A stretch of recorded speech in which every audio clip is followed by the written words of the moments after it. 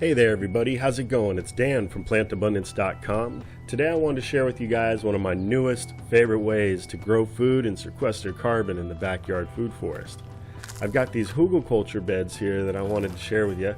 You could see this first year bed that's still being built up. It's not functional yet, but I've just been piling up different yard waste, branches, leaves, green waste from the garden. We got some coffee grounds here. Grass clippings, wood chips, you name it.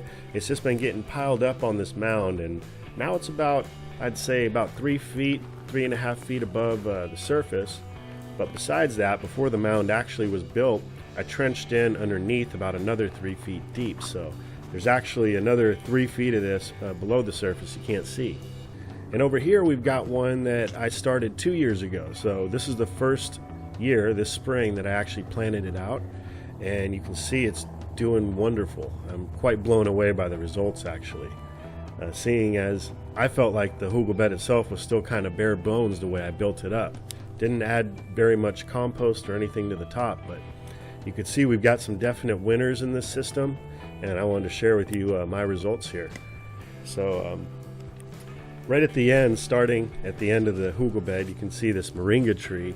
And I'm really excited about this tree. It's also known as the miracle tree. It's like an all-in-one multivitamin, and they can get up to 18-20 feet in one growing season. They are perennial. They will die back in areas where you get down to frost temperatures, but they come back again the following year, at least in this zone where I'm at, 9B. You can see where this oppo is just cascaded down the side of the Hugel mound and then is working its way up over the garden fence into the main portion of the food forest. And besides the oppo, you can see I've got some green curly kale back here, and it's getting a little suffocated out right now, but still it's doing great. The leaves are nice and lush, so it seems happy. Here we've got a purple tree collard, and again, it's doing pretty good. Seems like it's happy in its little spot here, so got a nice little squash growing underneath it.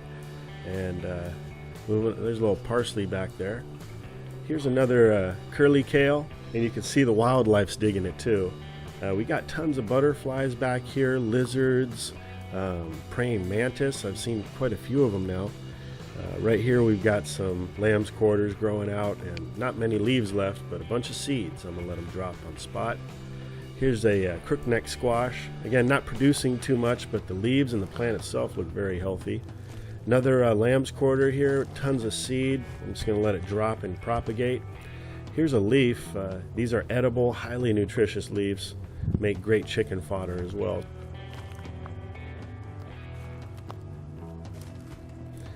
Back there we got a tomato, and I've harvested a few off of it. It tastes great. And another oppo there.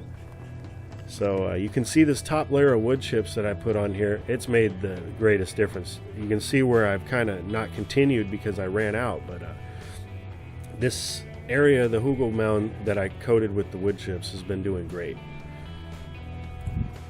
It's just lush. It's, you know, the food tastes good.